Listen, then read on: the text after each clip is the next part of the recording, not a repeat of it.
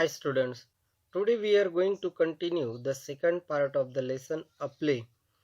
In the first part we have seen that on the demand of the thief, the king of the kingdom Chaupat has decided, means the king Chaupat has decided to punish someone who is responsible for the death of a thief.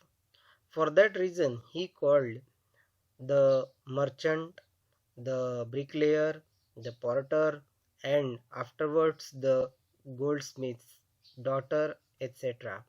Now what happened next we are going to see in the same story.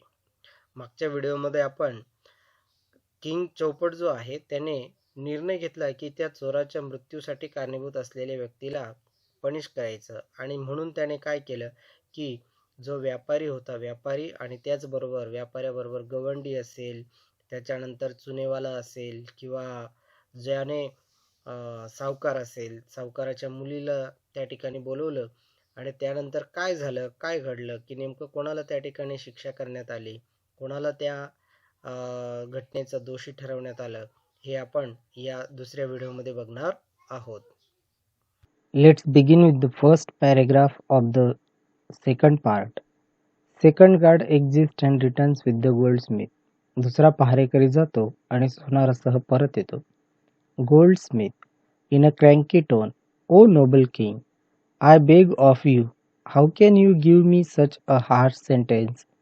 I was merely following your orders to the letter. You commanded me to set aside all my work and get the queen's ornaments ready before her highness' birthday. So there has been a delay in making these lady's bridal ornaments. In the name of justice, your highness, pardon me, spare my life. I was just following your highness' order. सोनार त्रासिक आवाजात म्हणतो, हे महाराजा, आपल्या परवानगीने मी विचारतो, अशी कठोर शिक्षा आपण मला कशी देऊ शकता? मी तर फक्त आपल्या आज्ञेचे तंतोतंत पालन करीत होतो. आपणच मला सांगितले की माझी सर्व कामे बाजूला ठेवून राणी साहेबांच्या वाढदिवसाच्या आधी त्यांचे दागिने तयार करायला हवे म्हणून. या मुलीचे लग्नाचे दागिने बनवायला उशीर झाला. तेव्हा महाराज, न्याय करा, मला माफ करा, मला जीवदान द्या. मी फक्त आपली आज्ञा पाळत होतो. King loudly, none of this any more. Take him away at once. Let him hang to death. महाराज, मोठ्याने आता हे काही चालणार नाही. याला लवकर घेऊन जा, मरेपर्यंत फाशी द्या. Two guards drag the wailing goldsmith away. Courtiers and others whisper to one another out of shock. Soon the guards return with the goldsmith and the hangman. दोन्ही पहारेकरी रडत ओरडत असलेल्या सोनाराला ओढत फरफटत घेऊन जातात. दरबारी आणि इतर या गोष्टीचा धक्का घेऊन आपापसात कुजबुजू लागतात. एवढ्यात सोनार आणि फाशी देणारा दोघांना घेऊन परत येतात. King, annoyed, what? Why have you not carried out my orders? Hang the goldsmith at this moment, or else you will suffer the same punishment. राजा त्रासून, हे काय, तुम्ही माझ्या आज्ञा का पाळली नाहीत? आता या क्षणी सोनाराला फाशी द्या, नाहीतर तुम्हालाही तीच शिक्षा दिली जाईल. King, not another word. Your excuse does not hold good. To the guards, take the goldsmith away to the gallows and hang him at once. राजा, एकही शब्द बोलू नकोस. तू सांगतोस ती सबब बरोबर नाही. पहारेकऱ्यांना उद्देशून राजा म्हणतो, या सोनाराला सुळाकडे घेऊन जा आणि ताबडतोब फाशी द्या. Goldsmith, have mercy O generous king. I fall at thy feet. Please forgive me just once. This time let me live. I have. सोनार म्हणतो, दया करा, अहो उदार महाराज, मी आपल्या पाया पडतो, मला माफ करा, एकदाच याच वेळी मला जगू द्या, मला. हँगमॅन, holding a noose in his hand. 1,000 apologize, O great king, but this noose does not fit the goldsmith's neck. It is too loose. फाशी देणारा म्हणतो, गळफास हातात घेऊन, 1000 वेळा माफी मागतो महाराज, पण हा गळफास या सोनाराच्या गळ्याला बरोबर बसत नाहीये. हा खूप सैल आहे. King, Then try it around everyone's neck here, pointing to the subjects, and see who it fits. Whosoever has a neck of the size of the noose must be hanged. राजा म्हणतो, असं. मग इतर लोकांकडे बोट दाखवून येथे असलेल्या प्रत्येकाच्या मानेला लावून बघा. कोणाला बरोबर बसतो ते, ज्याची मान या गळफासाच्या मापाची असेल, त्याला फाशी द्या. Hangman tries the noose on many of the subjects waiting for justice. They spoon and resist, but the hangman, with the help of the guards, overpowers them. Finally, the noose fits the disciple. फाशी देणारा न्यायासाठी जमलेल्या अनेक लोकांच्या मानेला फास लावून पाहतो. लोक त्याला झिडकारतात, विरोध करतात, पण फाशी देणारा पहारेकऱ्यांच्या मदतीने त्यांच्यावर जबरदस्ती करीत असतो. शेवटी गळफास शिष्याच्या मानेला बरोबर बसतो. Hangman, aha, your highness, it fits at last. फाशी देणारा, हा महाराज, याला बसतोय शेवटी. Disciple, but. शिष्य, पण. King, justice at last. Take him to the gallows without further delay. राजा म्हणतो, हां, शेवटी न्याय झाला. आता आणखी उशीर न करता याला सुळावर चढवा. Hangman and guards force the protesting disciple out.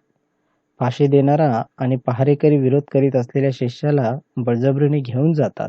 King, justice delayed is justice denied. Andher Nagari prides itself on prompt action. Our actions speak louder than words. राजा, न्यायाला उशीर म्हणजे न्याय नाकारणं होईल. झटपट कृती करण्याचा अंधेर नगरीला अभिमान वाटतो. शब्दांपेक्षा आमची कृतीच मोठी बोलकी असते. Voices and shouts heard from outside. All re-enter in a rush with another elderly man. बाहेरून आवाज आणि आरडाओरडा ऐकू येतो. दुसऱ्या एका वयस्कर माणसाला घेऊन सर्वजण परत येतात. King, what? Why have you all return with this stranger alive? And who is this man? राजा, हे काय? या दुसऱ्या अनोळखी जिवंत माणसाला घेऊन तुम्ही सगळे परत आलात? कोण आहे हा इसम? First guard, I beg your pardon, your highness, but we are confused indeed.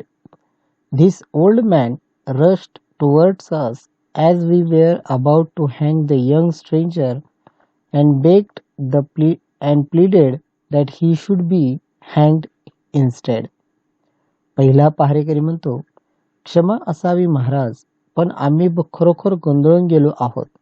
आम्ही त्या अनोळखी तरुणाला सुळावर चढवणार तेवढ्यात हा म्हातारा आमच्याकडे धावत आला आणि विनवू लागला आणि त्या तरुणाऐवजी यालाच आम्ही फाशी द्यावी म्हणून गयावया करू लागला. Second guard, at first we thought the old man had lost his mental balance. What sane man would wish to suffer such a drastic death willingly. दुसरा पहारेकरी, प्रथम आम्हाला वाटले की या म्हाताऱ्याचे मानसिक संतुलन ढवळलेले दिसते. कोणता शहाणा माणूस अशा तऱ्हेचे भयंकर मरण सोसण्याची इच्छा स्वकुशीने व्यक्त करेल? First guard, but this young man says that he is a wise and learned sage from the forest yonder, and he himself was this man's disciple. पहिला पहारेकरी म्हणतो, पण हा तरुण सांगतो की हे पलीकडच्या अरण्यातील मोठे सुज्ञ आणि विद्वान साधू आहेत आणि तो स्वतः त्यांचा शिष्य आहे. Sage, O noble king, you are most generous. Be kind and allow me to be hanged in place of my disciple, I beg of you. साधू म्हणतो, आदरणीय राजा, तू अतिशय दयाळू आहेस. कृपा कर आणि माझ्या शिष्याच्या ऐवजी मला फासावर जायची परवानगी दे. मी भीक मागतो तुझ्याकडे. King, what a strange appeal, and why does such a wise and holy man wish to obstruct the course of justice? May I ask? राजा, ही कसली विचित्र विनंती, आणि मी विचारतो, या शहाण्या साधू पुरुषाला न्यायदानाच्या कामात असा अडथळा आणायची इच्छा का आहे? Says, showing reluctance to let out his secret. आपले गुपित सांगण्याची इच्छा नाही असे दाखवत, your majesty, the truth is no, no, I cannot say it. आपले गुपित सांगण्याची इच्छा नाही असे दाखवत साधू म्हणतो, महाराज, खरं असं आहे, नाही नाही, मी सांगू शकत नाही. King, I demand an explanation or I shall not have you हँग्ड in place of your disciple. राजा, मला खुलासा झालाच पाहिजे, नाहीतर मी तुझ्या शिष्याऐवजी तुला फाशी देणार नाही. Says, you see, it has been predicted by the great prophets. No, no, I shouldn't say this. साधू म्हणतो, म्हणजे आपण पहा की एका मोठ्या भविष्यकाराने असं सांगितलं आहे, पण नको नको, मी हे सांगू नये. King, annoyed, speak out at once or your disciple will be हँग्ड. राजा चिडून, पटकन सांगून टाक, नाहीतर तुझ्या शिष्याला फाशी दिली जाईल. Says, the great prophets have foretold that the one who will be hanged on this day in this kingdom shall become the next king and conquer many more nations. I want to become the next great king, your majesty, and reign over a greater country. I will go down in history as a famous royal monarch. The future generations will read about me and my greatness for millenniums to come. I shall never earn that fame if I remain a recluse, a sage. So do grant me this favor, O king. Let me die at the gallows today. साधू म्हणतो, त्या भविष्यकाराने भविष्य वर्तवले आहे की आजच्या दिवशी राज्यात जो कोणी फाशी दिला जाईल तो नंतरचा राजा होईल आणि आणखी बरीच राज्य जिंकेल. मला तो यापुढचा राजा व्हायचे आहे, महाराज, आणि आणखी मोठ्या देशावर राज्य करायचे आहे. एक महान बादशाह म्हणून इतिहासात मी प्रसिद्ध होईल. माझे नाव नोंदवले जाईल. पुढच्या पिढ्या माझ्याविषयी आणि माझ्या थोरपणाविषयी वर्षानुवर्ष बोलत राहतील. आणि जर असा एकांतवासी साधू राहिलो तर ही प्रसिद्ध मला कधीच मिळणार नाही. तेव्हा माझ्यावरती मेहरबानी करा, महाराज, मला आज सुळावर चढू द्या, मरू द्या. King, the next king, and this kingdom will expand, glory for millenniums to come. Why, no one but I should be entitled to this privilege. Guards, take me to the gallows and hang me at once without any delay. Hurry up, don't waste time. What a wonderful fate in my next life. A king once again. Goodbye world, see you again. राजा म्हणतो, यापुढील राजा आणि हे राज्य विस्तारणार, पुढील लाखो वर्षांची कीर्ती, का दुसरे तिसरे कोणी नाही? हा हक्क मलाच मिळायला हवा. पहारेकरांनो, मला सुळापाशी घेऊन चला आणि दिरंगाई न करता मला फासावर चढवा. काही करा, वेळ दवडू नका. पुढच्या जन्मात माझं किती आश्चर्यकारक नशीब असणार आहे. पुन्हा एकदा मी राजा होणार, तेव्हा अलविदा, या जगाला पुन्हा भेटू.